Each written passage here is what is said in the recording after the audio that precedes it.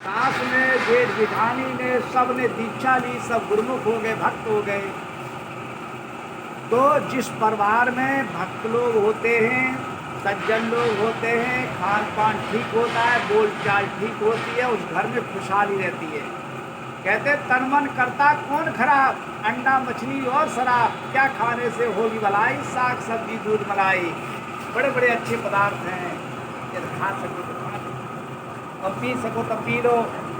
और यदि गड़बड़ खान पान होगा तो हम अपने मन को और वाणी को संभाल नहीं पाएंगे, कर्म को संभाल नहीं पाएंगे। हमने देखा है जीते जी को माता पिता के सामने ही बेटाओं ने घर को नर्क बना दिया। क्यों? न तो उनका खान पान का कोई ठिकाना, न बोल चाल का कोई ठिकाना। माँ से कैसे बोलना चाहिए, पिता से कैसे बोलना चाहिए, बेटाओं को बोध नहीं है, समझ नहीं है और सुनने की ललक भी नहीं है।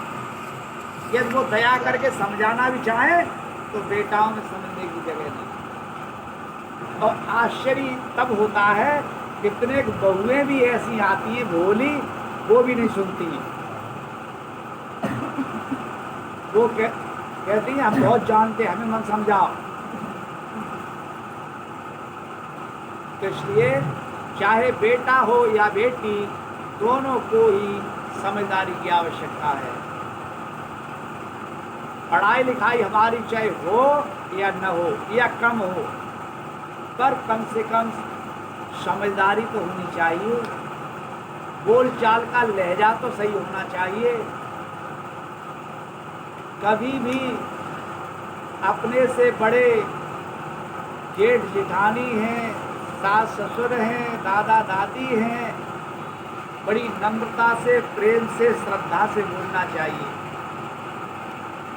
साधु कहते हैं बोल तो अमोल है, जो कोई बोले जान, ये तराजू तौल कर तब मुख बाहर आ।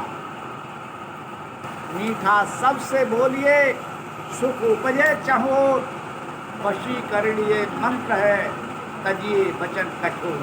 कड़े शब्द किसी से नहीं बोलना चाहिए। किसी को तुच्छ मन समझो,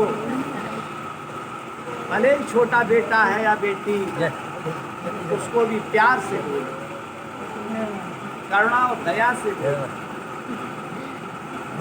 संत कहते हैं आपका घर पाठशाला है, माता पिता अध्यापक हैं, बच्चे विद्यार्थी हैं।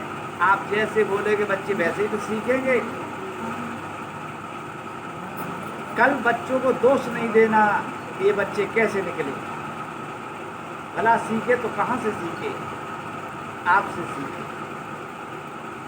जिस घर में बच्चा जाता है उस घर के माहौल को देखता है, उस माहौल में ढल जाता है। और जो ढल जाते हैं वो कभी विकृत नहीं होते, कभी दुखी नहीं होते हैं। जो ढल नहीं पाते वो दुखी होते। तो ये समझने की, संभलने की बचपन से ही उम्र हुआ करती है। जो बचपन से अपने बेटा बेटियों को संभालते हैं, सुसंस्कार देते हैं, वे बच्चे समाज के एक कर्णधार होते हैं, बहुत बड़ी जिम्मेदारी लेते हैं और संभालते हैं। समाज नहीं है, पूरा देश उनका बड़ी श्रद्धा के साथ नाम लेते हैं। काम के पीछे नाम चलता है, नाम के पीछे नहीं। नाम चाहे जो रख लो, अच्छे से अच्छा रख लो, ये काम नहीं है, जवान ठीक नहीं है तो नाम क्या करे? कहते हैं एक बार एक बेटा का नाम रख लिया था किसी ने प्यार से ठनठन गोपाल। जब तक छोटे थे ठनठन गोपाल तो चल गया।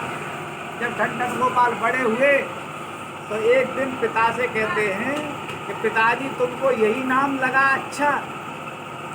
ठनठन गोपाल। मुझे तो अच्छा लगा नहीं।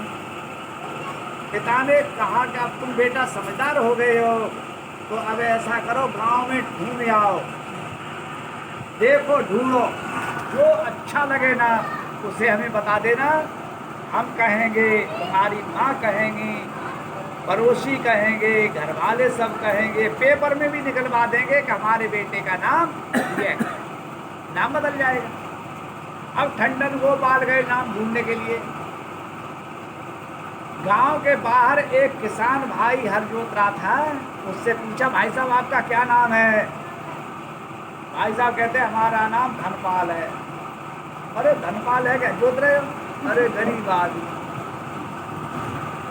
वहां पर एक देवी कंडा बीन रही थी, उनसे पूछ लिया बहन जी आपका क्या नाम है? बहन जी कहती है हमारा नाम लक्ष्मी है। अरे लक्ष्मी है कि कंडा बीन रही हो? कि हम गरीब हो। तीसरा आदमी मर गया था, उसको शमशान भूमि में ले जा रहे थे। लोगों से पूछा भाई साहब इनमें किसको ले जा रहे हो? कहते अमरपाल थे ना, मर गए। अमरपाल मर गए। बड़ी निराशा हुई, लौट के आए घर। पापा पूछते बेटा ढूंढा नाम कौन सा ठीक रहेगा? कि ठंडन गोपाल ही ठीक है। क्या क्यों ठंडन गोपाल क्यों ठीक है? धनपाल हर जोतत पाए, कंडा बीने लक्ष्मी, अमरपाल सो मर गए, तासे ठीक है ठंडन गोपाल। तो ठंडन गोपाल ही ठीक है। तो पिता ने कहा तो आपको ठंडन गोपाल ठीक जचा है? कहा ठीक जचा, नाम से कुछ नहीं होता है। पिता कहते हम तो यही कहना चाहते थे, नाम चाहे कुछ भी हो, आदमी काम देखता है कि काम कैसा किया है। तो इसलिए नाम तो काम चलाऊ होते हैं बुलाने चलाने के लिए, पर राह विचारी क्या करे, जो पंथी में चले विचार, आपन मार्ग छोड़ के फिरे उजार उजार। अब रास्ता क्या करेगी? 100 फुट का रोड है, कोई शराब पी के चले, कभी तो को चले कभी तो को चले, तो रास्ता क्या करेगी? राह विचारी क्या करे, जो पंथी में चले विचार, जो चलने वाला समझ के नहीं चलेगा तो आपन मार्ग छोड़ के फिरे उजार उजार जंगल। दूसरी बात, कभी भी किसी को गलत रास्ता नहीं बताना चाहिए। कोई पूछे सही बताना चाहिए, नहीं आता हो तो मना कर देना चाहिए। कहते हैं एक बार एक जंगल में आदमी भटक गया और जंगल में कोई ग्वाला मिला, उससे उसने पूछा भाई साहब राम राम, हमको मुरैना जाना है, रास्ता बता दो। तो उस ग्वाला को मजाक सूझी। तो मजाक कैसे करता है? जंगल में एक सांड घूम रहा था, भैंस का पट्टा, उसको बताएगा जी जा रहा हो सीधो मुरैना के लाए जाए, पूछ पकड़ ले, छोड़ना नहीं, पूछ को छोड़ना नहीं, छोड़ दोगे तो मुरैना नहीं पहुंचोगे। ऐसे उसको समझा दिया और उसने उस जंगल के सांड की पड़ा की पूछ पकड़ ली।